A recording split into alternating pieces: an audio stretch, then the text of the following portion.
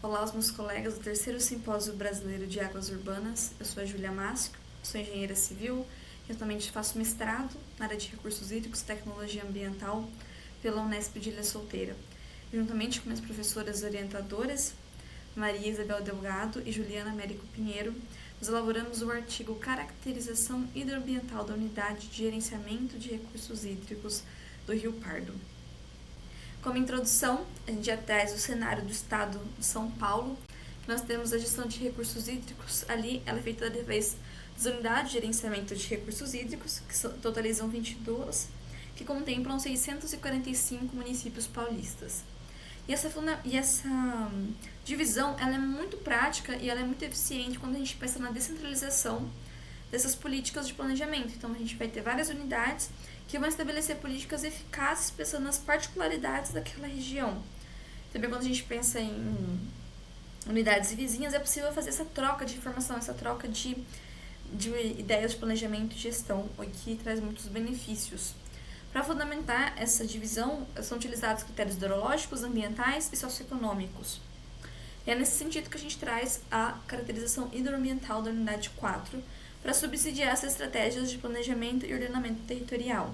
Portanto, é muito importante fazer essa análise de como está sendo utilizada essa água para abastecimento público, agricultura, indústria, como está a qualidade da água subterrânea e da água superficial, que através dessa compilação de informações que a gente consegue estabelecer ali políticas que visam a conservação ambiental e o desenvolvimento regional sustentável.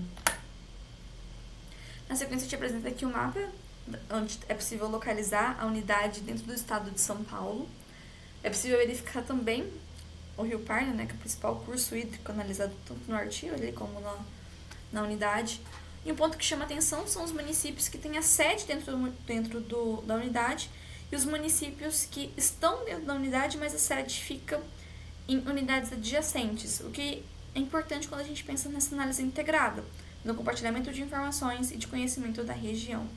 A gente traz também ali a hidrografia bem rica, especialmente aqui já próximo de Cajuru, ali Santa Rosa, então a gente vê essa bastante disponibilidade hídrica, o que é importante, mostra a importância estratégica dessa região.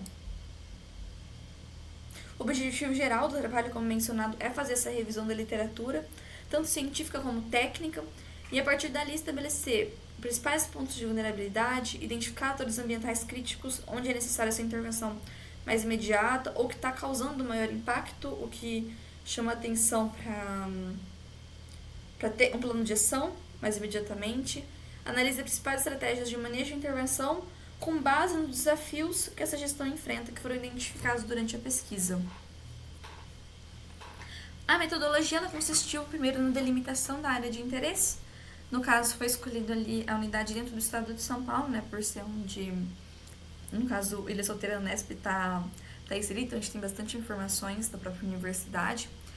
E pensando entre as unidades, foi selecionada a do Pardo por conta dos impactos socioeconômicos e ambientais, que é uma região muito conhecida, tanto no aspecto de potencial hidrelétrico, como no potencial econômico ali da região.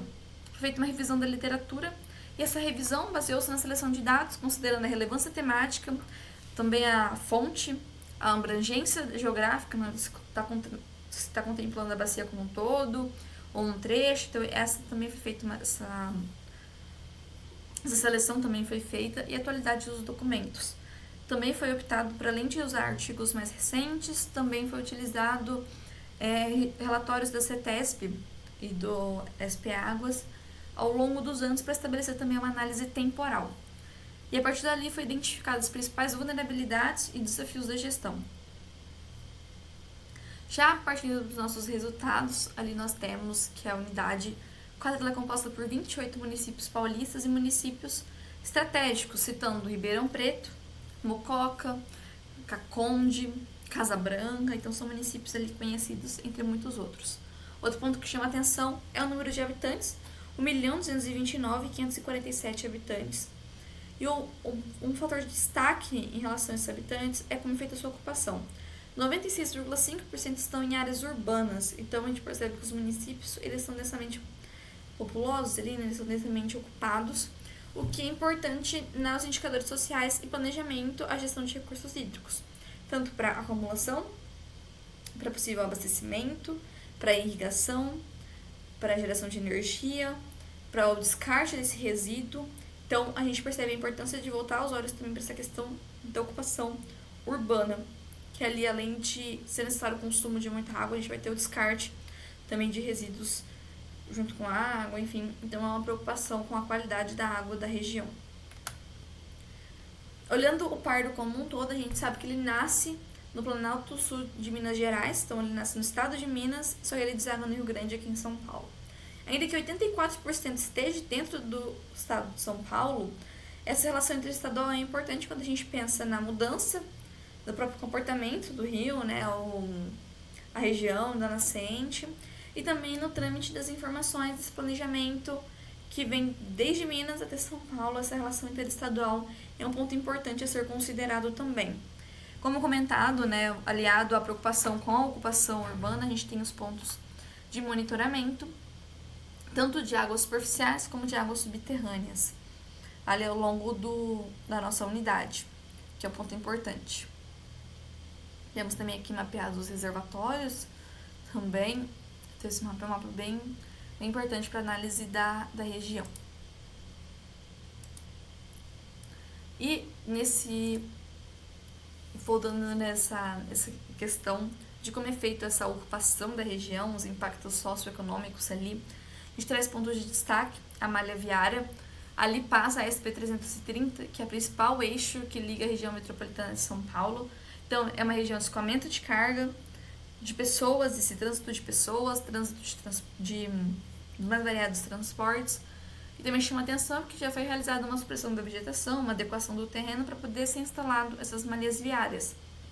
E sendo uma malha viária importante, a gente sabe que há uma preocupação com a sua manutenção, a ligação com outras vias para poder chegar numa malha viária importante.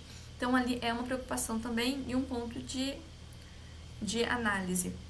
Uma economia muito diversa, então a gente tem indústria, setor agropecuário, comercial, turismo, e o que está bem consolidado no município de Ribeirão Preto, que é um município que cresce, né? Com bastante indústria, emprego, chama a população para morar lá, então é um ponto importante, pensando nesse uso de água somente no município de Ribeirão. Quanto à agricultura, é a expressiva ocupação por pastagem, que representa 22% do total da agricultura, e o restante subdivide entre outros tipos de agricultura, mas chama a atenção também a produção de cana-de-açúcar e a citricultura, muito por conta das usinas que consomem esses materiais, né, que consomem essas matérias-primas. Então, tem essa questão da pastagem, que é um potencial ali causador de erosão no solo, não é necessário uma grande área para ter esse plantio. Então, chama atenção também esse ponto. Quanto ao turismo, a gente tem ali uma região de muito turismo, pelas serras, pelo café, ali tem muitas pousadas, então é uma movimentação importante, inclusive religiosa, de aventura. Então, existe essa passagem das pessoas por áreas de vegetação, tanto áreas plantadas, né, como pontos turísticos. Então, existe esse afloramento desse setor econômico dentro da região, que é um ponto de atenção quando a gente pensa também em estabelecer estratégias de sustentabilidade, de conscientização para as pessoas que ali passam, para não fazer descarte no rio, para ter esse cuidado, para ter essa consciência realmente da importância da gestão do recurso hídrico. Temos a questão das barragens, ali é uma região expressiva em barramentos, são cerca de 83 barragens, tanto para abastecimento público, irrigação, controle de cheias, lazer, geração de energia elétrica. Mas o que chama atenção e uma preocupação em relação às barragens é que 62,7% não possuem classificação concluída. A classificação se divide em dois grandes grupos, que é o dano potencial associado, que é o impacto que aquela barragem pode vir a causar a jusante, tanto impacto ambiental, potencial de perdas de vida, tem o potencial de afetar infraestruturas como pontes, estradas vicinais, rodovias. Então, é mensurado esse dano. E a classificação da categoria de risco, que analisa tanto a documentação que o barramento possui, né, se está atualizado, se possui esses documentos, como ao estado de conservação atual do barramento. Qual é a preocupação, então? Quando a gente tem mais da metade que não tem essa classificação concluída, é uma incógnita se esses documentos estão sendo atualizados, se está sendo assistida, se está sendo feita operações de manutenção e revisão. Então, existe essa preocupação com esse quantitativo grande de barramentos. Físicas mesmo da região. Pensando nos solos ali presentes, temos lá os solos vermelhos, que são amplamente distribuídos na bacia que dança a coloração parda, as águas do Rio Pardo. A classificação apresenta variações quanto à fertilidade e teores de ferro. E além do latossolo vermelho, temos também o latossolo vermelho escuro, o latossolo roxo e os argilossolos. Os argilossolos eles já são moderadamente drenados, mas bem desenvolvidos, então a gente percebe ali os solos nesse impacto de ser um potencial produção ali, que otimiza a agricultura em si. Quanto ao relevo, nós temos que a bacia, a diversidade geomorfológica está localizada ali na bacia sedimentar do Paraná, na região central e na foz da bacia, está no Planalto Central Ocidental, o relevo se torna um pouco mais suave, com colinas amplas e baixas, e exatamente esses pontos de colina, de serra, de próximo ao montanhoso, que chamam a atenção para o turismo. A altitude ali varia de 300 a 600 metros e a declividade predomina entre 10% a 20%. Um ponto que chama a atenção é que 70% da bacia está localizada em declividade entre 3% a 12%. Essas características são importantes de análise porque elas favorecem esse desmatamento e a conversão, a alteração de áreas naturais em agroecossistemas. Por conta do seu tipo de essas declividades, ela já potencializa já é uma região de interesse para a própria agricultura. E além da agricultura, da mecanização da agricultura, o que potencializa a produção, mas também potencializa o impacto. Deixa de ser aquela agricultura mais familiar, já passa a ser mais em larga escala. Uma ocupação maior em área também. Então, são pontos de atenção essa expansão agrícola. Quanto à hidrologia, nós temos 2 indicadores muito importantes em relação à água subterrânea e água superficial. Para a água subterrânea, nós temos o indicador de potabilidade das águas subterrâneas, o IPAS, e para águas superficiais temos o índice de qualidade de águas, o IQA, que são ambos utilizados pela CETESB conforme as portarias, que pregam essa qualidade de água. Eles avaliam parâmetros essenciais que medem essa qualidade da água. Aqui a gente traz os pontos de monitoramento, muito válido olhar nos relatórios emitidos pela CETESB, que trazem a localização desses pontos para facilitar essa visualização. Olha que é necessário maior cuidado. E ali a gente traz que a águas subterrâneas em 2015, o IPAS foi de 89,3% para 50 a 57,1% em 2016 e 2019. Então a gente percebe que houve uma baixa na qualidade da água, que pode ser muito em virtude dos parâmetros desconformes ali, bem como da questão dos poços, dessa manutenção dos poços, que também pode gerar uma alteração nessa coleta de informações. Vale citar que em 2022 esse indicador houve uma melhoria, não chegando ainda aos fatores de 2015, mas uma melhoria. Em águas superficiais, em 2022, foi avaliado 13 pontos de avaliação da unidade, que representaram cerca de 69 pontos que representaram a classificação entre boa ou ótima. A gente chama atenção para uma estação a jusante em Ribeirão Preto, que teve uma classificação como ruim, que é essa região de potencial ocupação urbana e industrial. E isso mostra a questão da disponibilidade hídrica que vem sofrendo alterações ao longo do tempo. Então, essa redução também ali a gente traz nas chuvas é um ponto importante quando a gente analisa que, por exemplo, os anos que tiveram menor precipitação foi em 99 e 2000, e os que tiveram maior volume de registro foi em 97, 2002 e 2004. Então, há uma preocupação com a disponibilidade de água. Além disso, a gente tem a questão das vazões superficiais outorgadas e o crescimento anual. A gente observa a prevalência, que houve um aumento, que a água subterrânea superficial ela se manteve crescente, enquanto a água subterrânea também se manteve ali crescente ao longo dos anos, apenas em 2019 que a gente observou uma queda em relação ao ano anterior. Então, é importante ter essa análise quanto às vazões superficiais outorgadas que representam esse crescimento constante.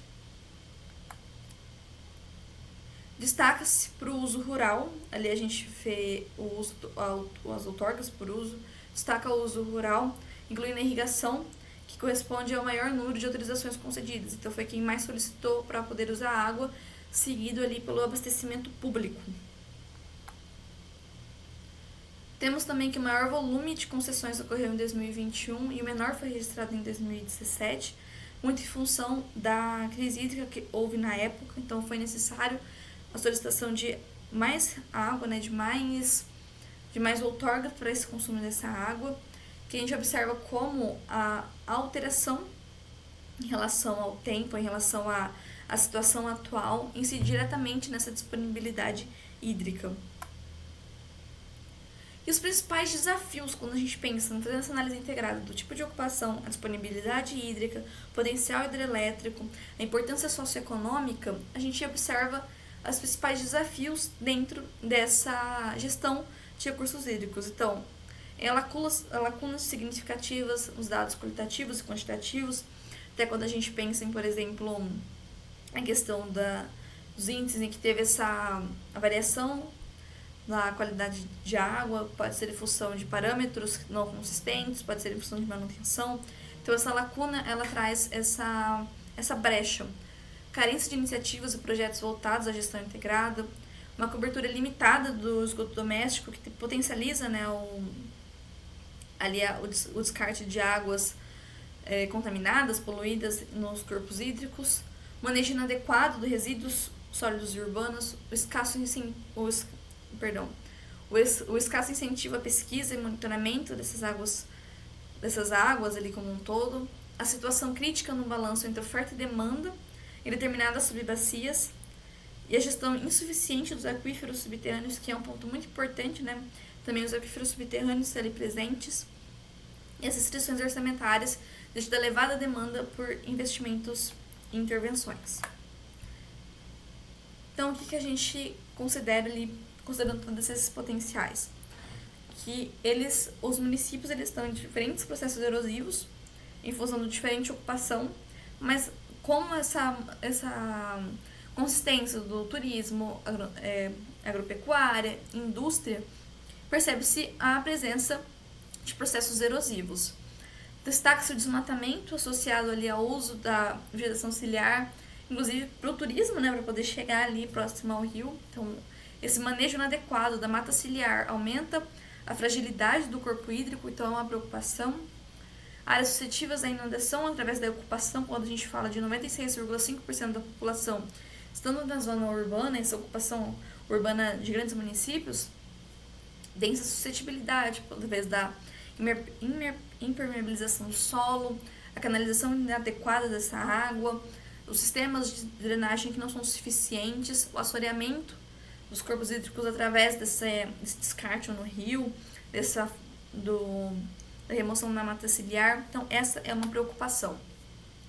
Então, ali a gente destaca a importância da unidade de gerenciamento 4, o desenvolvimento socioeconômico do estado de São Paulo. Do ponto de vista hidrológico, existe uma rede de monitoramento de água superficial, água subterrânea, porém, observa-se que ainda há lacunas de dados, sendo necessário mais monitoramento, né? Um monitoramento mais assíduo, com mais pontos de coleta. A precipitação ela se concentra ali nos meses de verão e tem estiagem no inverno, que é uma preocupação quando a gente pensa na disponibilidade desse recurso hídrico, nas outorgas, que é cada vez mais crescente, e a disponibilidade hídrica que vem diminuindo. No entanto, há usos que é necessário existir sempre, então é uma preocupação importante.